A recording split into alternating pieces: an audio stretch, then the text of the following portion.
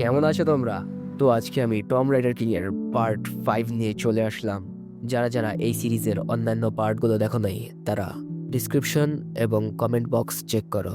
তাহলে বেশি পেঁচাল না পেরে চলো স্টার্ট করে দেই। এর আগের পার্টে আমরা দেখেছিলাম জুহিয়ন তার নাইফ রেলিক্স বের করে সেই পিলারে থাকা আর্টটি কেটে ফেলে, যাকে আমরা টম ক্লাফি নামে চিনি। তার এই অ্যাটাকের মাধ্যমে এই পিলারটা গ্লিচ করা শুরু করে। তখনই তার সামনে একটা নোটিফিকেশন প্যানেল চলে আসে, যেখানে লেখা থাকে তুমি অনেক বেশি অরা ডিটেক্ট করতে পারছো, যা কিনা তোমার দিকেই আসছে। এরপর আমরা দেখতে পারি মাটির ভেতর থেকে ইন্টেন্স অরা বের হতে শুরু করে, যা কিনা পুরো শহর পর্যন্ত ছড়িয়ে যায়। লিন্ডা আর কিয়োশি এত ইন্টেন্স আলো দেখে চমকে যায় যে সেখানে কি হচ্ছে। এরপর তাদের কাছে একজন সিকিউরিটি গার্ড এসে বলে, মিস, আমার মনে হচ্ছে টম্বের এন্ট্রেন্স ওপেন হয়ে গেছে। এগুলো শুনেই কিয়োশি সেই টম্বের দিকে যাওয়ার জন্য দৌড় দেয়। এরপর সে একজন সোলজারকে ধরে বলে, দেখো, তোমরা এখানে থেকে এই জায়গাটা চেক করে রাখবা যেন কোনো সিভিলিয়ানরা এর আশেপাশেও না আসে। যদি কোনো সেকেন্ড এক্সপ্লোশন হয় তার হাত থেকে বাঁচতে, বুঝছো, এখানেই থাকবা। এরপর লিন্ডা কিয়োশিকে বলে, বাহ, আপনি তো ভালোই মিথ্যা কথা বলতে পারেন। আরে এগুলো সব মিথ্যা কথা টুকটাক বলতেই হয়, কারণ ওরা যদি আমাদের কাজে বাধা দেয় তাহলে আমরা এই মিশন কমপ্লিট করতে পারবো না। অবশেষে তারা সেখানে পৌঁছে দেখতে পারে মাটি ফেটে ইন্টেন্স অরা বের হতে থাকে। এটা দেখে কিয়োশি বলতে থাকে, আরে ড্যাম, এটা তো ব্রাইট যে আমি নিচে কি তা দেখতেও পারছি না। লিন্ডা ওই হোলের ভেতর পাথর ছুঁড়ে মেরে টেস্ট করতে চায় যে এখানে কি আছে। শব্দটা শুনে মনে হলো জায়গাটা খুবই গভীর। এরপর কিয়োশি বলে, আর মনে হয় নিচে পানি আছে এরকম লাগলো। আচ্ছা লিন্ডা, তুমি এখানে থাকো, আমি যাচ্ছি। এরপর সিন শিফট করে দেখানো হয় জুহিয়ন একটা কেভের ভেতর হাঁটতে থাকে। তখনই ধপ করে একটা সাউন্ড শুনতে পারে। আরে ওই ইডিয়েট গুলো চলে আসছে এখানে, তাহলে তাদের ছোট একটা ম্যাজিক তো দেখাতেই হয়। আমরা দেখতে পারি জুহিয়ন সেই ট্র্যাপটি অ্যাক্টিভ করে দেয়। আর ইয়ার, এটাতে ড্রেইনের পানি। উফ, ওয়াও কিয়োশি, তুমি কি সবসময় এরকমের স্মার্ট ভাবে কাজ করো? এরপর কিয়োশি উত্তরে বলে, চুপ থেকে নিজের কাজ করো। আচ্ছা লিন্ডা, আপনি কি কোনো শব্দ শুনতে পাচ্ছেন যা কিনা আমাদের কাছেই খুব দ্রুত আসছে? তার আগে একটু স্পষ্টভাবে বলে নেই, এটা কোনো কেভ না, এটা হচ্ছে মেইন হল। আর বিদেশের মেইন হলগুলো একটু এরকম টাইপেরই হয়। আমরা দেখতে পারি জুহিয়নের অ্যাক্টিভ করা ট্র্যাপ থেকে অতিরিক্ত পরিমাণে পানি বের হতে শুরু করে। পানির এত স্রোত দেখে এরা ভয়ে দৌড়াতে থাকে, কিন্তু তারা এই স্রোতের হাত থেকে বাঁচতে পারে না। তারা এই স্রোতের কবলে চলে আসে। আমরা দেখতে পারি জুহিয়ন রেলিক্সটা খুঁজতে থাকে। অবশেষে সে ওই জায়গাটা পেয়ে যায়। আচ্ছা, আমার মতে এর আগের বার রেলিক্সটা খুঁজবার জন্য আমার অন্য রেলিক্সও প্রয়োজন হয়েছিল। এবার তো আমার কাছে কোনো রেলিক্স নেই, কিন্তু একটা নাইফ রেলিক্স আছে। যাক, এটাই ব্যবহার করব। এগুলো ভাবতে ভাবতেই সে তার হাতে থাকা নাইফ রেলিক্সটা পানিতে ফালায় দেয়। সেই পানিতে ঘূর্ণিঝড়ের মতো কিছু একটা হতে শুরু করে। তখনই সেখান থেকে একটা ভয়ঙ্কর সাপ বেরিয়ে আসে। তার আগে তুমি উত্তর দাও, এই দুইটা থেকে কোনটা তোমার? হ্যাঁ, কত ইজি কোয়েশ্চেন। এই টম এর রেলিক্সকে গোল্ড অ্যান্ড সিলভার নামে আখ্যায়িত করা হয়। এই টম ক্লিয়ারের কনসেপ্ট খুবই ফেমাস একটা গল্পের উপর নির্ভর করে। এটা কিছুটা উড কাটার এর স্টোরি বেসড। এই স্টোরিটা এতটাই পপুলার যে বাহিরের যে কেউই এই ট্রায়াল ক্লিয়ার করতে পারবে সহজেই। এরপর জুহিয়ন ভাবাভাবেই শেষ করতে উত্তর দেয়, না, এগুলো একটাও আমার না।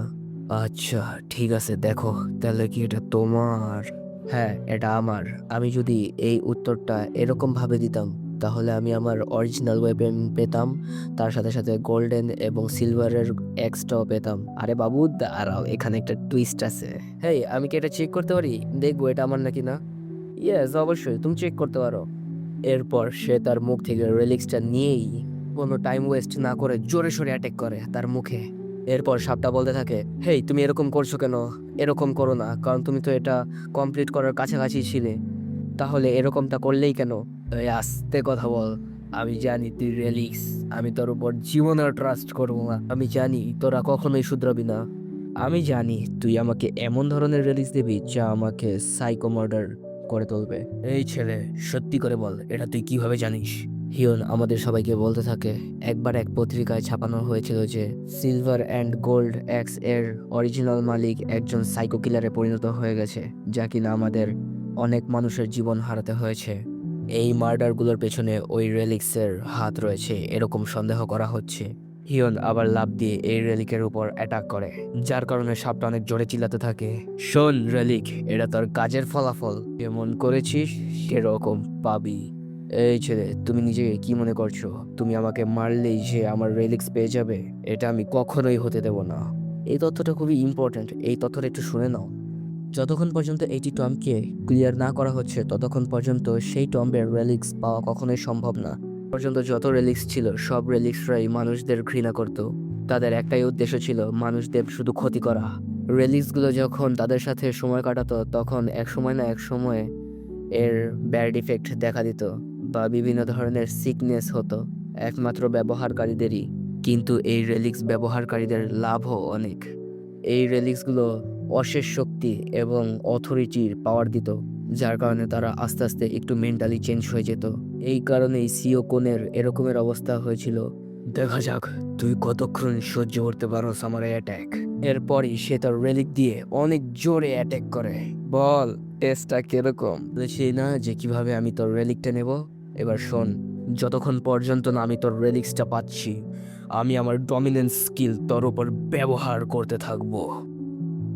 এই ওয়ার্ল্ডের প্রত্যেকটা মানুষই একটা না একটা ন্যাচারাল অ্যাবিলিটি নিয়ে জন্মগ্রহণ করে। এই ন্যাচারাল অ্যাবিলিটির উপর রিসার্চ করে এখানকার স্কলাররা ন্যাচারাল অ্যাবিলিটির 3টি বড় গ্রুপ তৈরি করে, যার প্রথম গ্রুপের নাম হচ্ছে সোশ্যাল অ্যাবিলিটি। এই অ্যাবিলিটির মাধ্যমে রেলিক্সদের সাথে খুবই ভালো সম্পর্ক তৈরি করা যায়। এরপর সেকেন্ড গ্রুপের নাম হচ্ছে ডমিনেন্স, যার মাধ্যমে রেলিক্সদের উপর রাজত্ব করা যায়, এমনকি তাদের দিয়ে জোর করে কাজ করানো যায়। এরপর তৃতীয় গ্রুপটি হচ্ছে কম্প্যাটিবিলিটি। এই গ্রুপে যারা পড়ে তাদের সাথে রেলিক্সের খুবই গভীর সম্পর্ক থাকে। হ্যাঁ, মনে করে তারা একে অপরের জন্যই স্বর্গ থেকে চলে এসেছে। শোনো, একটা উদাহরণ দিয়ে বলি, যেমন একটা মিউজিশিয়ানের সাথে একটা ইনস্ট্রুমেন্ট রেলিক্স, তাদের সম্পর্ক এরকমের কিছু একটা। অধিকাংশ মানুষরা এই সোশ্যাল অ্যাবিলিটি ট্যালেন্টটা জাগাতে চায়, কারণ তারা ভালো মতোই জানে এই ট্যালেন্টটি তারা যদি জাগাতে পারে তাহলে তাদেরও লাভ, এমনকি রেলিক্সদেরও ভালো ব্যবহার করতে পারবে। কিন্তু এতে একটা অসুবিধাও আছে। যখন এই রেলিক্সগুলো মানুষের সাথে বন্ধুত্ব করা শুরু করে তখন তাদের ভেতরে থাকা পয়জনগুলো আস্তে আস্তে বের করতে থাকে, যার কারণে অধিকাংশ ইউজাররাই অসুস্থ হয়ে পড়ে। এই কারণেই আমি তোর উপর সোশ্যাল অ্যাবিলিটি ইউজ করব না। সোশ্যাল অ্যাবিলিটি কুত্তাদের সাথে ব্যবহার করাও ভালো। তোর রেলিক্স দিয়ে আমাকে। এরপর সাপটা সঙ্গে সঙ্গে ব্লাস্ট হয়ে যায়। এরপরই সেই সাপ থেকে রেলিক্সটা এক্সট্রাক্ট করতে সফল হয় চুহির। এর জন্য তার সামনে একটা উইন্ডো প্যানেল শো হয়, যেখানে লেখা থাকে, সাব্বাস, তুমি একটি নতুন স্কিল আনলক করতে পেরেছো, যার নাম হচ্ছে Tom Riders basic skills, Tom evacuation, rank F. এরপর তার কাছে থাকা সম্পূর্ণ স্কিলের আরেকটি প্যানেল ওপেন হয়ে যায়, যেখানে 4টা থেকে মাত্র 3টা সে আনলক করতে পেরেছে, আর একটা এখনো কিছু লেখা হয়নি এখানে। আমার মতে সে যখন আস্তে আস্তে এক্সপ্লোর করবে তখন সে এই স্কিলটাও খুবই সহজে আনলক করতে পারবে। হতে পারে এই স্কিলটা খুবই ভ্যালুয়েবল, যার কারণে এখানে কিছুই শো হচ্ছে না। যাই হোক, তার সামনেই দেখা যাবে কিরকমের খেলাটা জমে। এরপর আরেকটা প্যানেলে দেখানো হয় তার রেলিক ডমিনেন্স প্লাস হয়ে যায় আর সোশ্যাল অ্যাবিলিটি মাইনাস হয়ে যায়, কারণ সে কিছুক্ষণ আগে ডমিনেন্স পাওয়ার ইউজ করেছিল একটা রিলিক্সের উপর। এই কারণে হয়তো বা এরকমের হয়েছে। তার সোশ্যাল অ্যাবিলিটিটা কিছুটা কমার কারণে সে একটু রাগ করে আর বলতে থাকে, যা কাক, আমার লাগবো না সোশ্যাল অ্যাবিলিটি। হিয়ন টের পেয়ে যায় তারা চলে এসেছে, মানে কিয়োশি আর লিন্ডার কথা বলছি। তাদের কাছে আসা বুঝতে পেরে সে একটি কোনায় লুকিয়ে যায়। এই ফাউলগুলো এত তাড়াতাড়ি এসে বলবো কোনো ভাবতেও পারি নাই। ইয়েস, যেরকমটা ভবিষ্যৎবাণীতে লেখা ছিল সেরকমেরই হয়েছে। কিয়োশি সেই ভবিষ্যৎবাণী মোতাবেক একটি রেলিক্স বের করে ওই পানিতে ফেলে দেয়। তাহলে আমার মনে হয় এগুলো রেলিক্স ফেলে দেওয়া উচিত। তো মনে ভাবতে ভাবতেই তার সামনে একটি সিস্টেম প্যানেল ওপেন হয়ে যায়। এটি একটি ইজিপশিয়ান ফিনরোল রেলিক্স। এই নাইফটি সি র্যাঙ্কের আর এর ম্যাক্সিমাম ইউজ 100, কিন্তু এর মধ্যে টোটাল 54 বার ব্যবহার করাও হয়ে গিয়েছে। হ্যাঁ, এটা অলরেডি হাফ ব্যবহার করা হয়ে গিয়েছে। তো কাক, তুমি আমাকে এটা রাখতে বলছো? কি করার।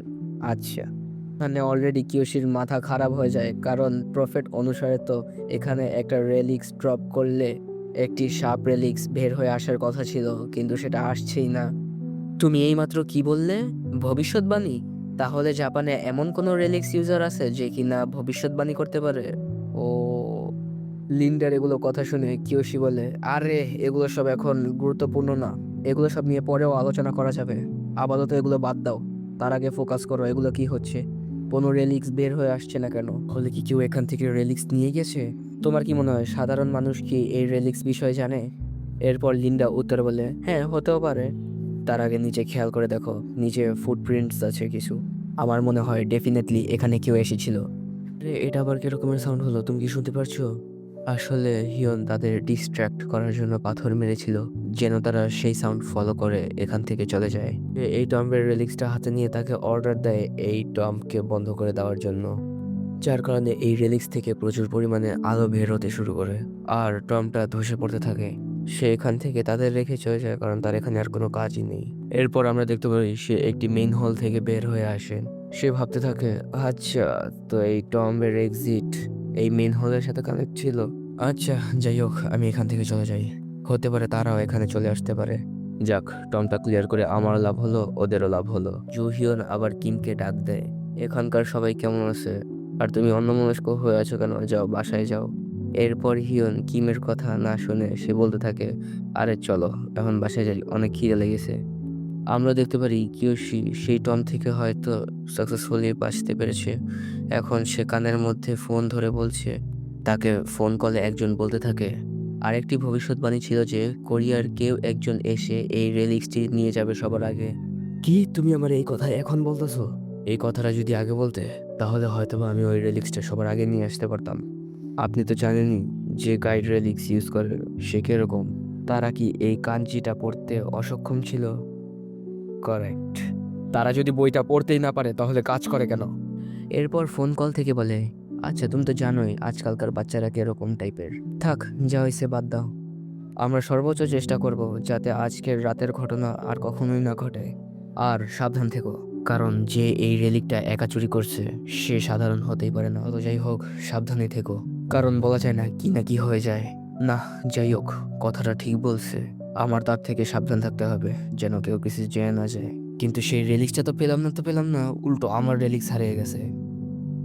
তো আজকের পর্বটা এখানেই শেষ করছি। ও তোমরা হয়তো জানো না যে এই চ্যানেলে যখন ভিডিও ছাড়া হয় তখন ভিডিওগুলো লাইভ চলে। যারা লাইভগুলো মিস না করতে চাও তারা এখনই সাবস্ক্রাইব বাটনে ক্লিক করো। পরের ভিডিও তাড়াতাড়ি করে চলে আসবে।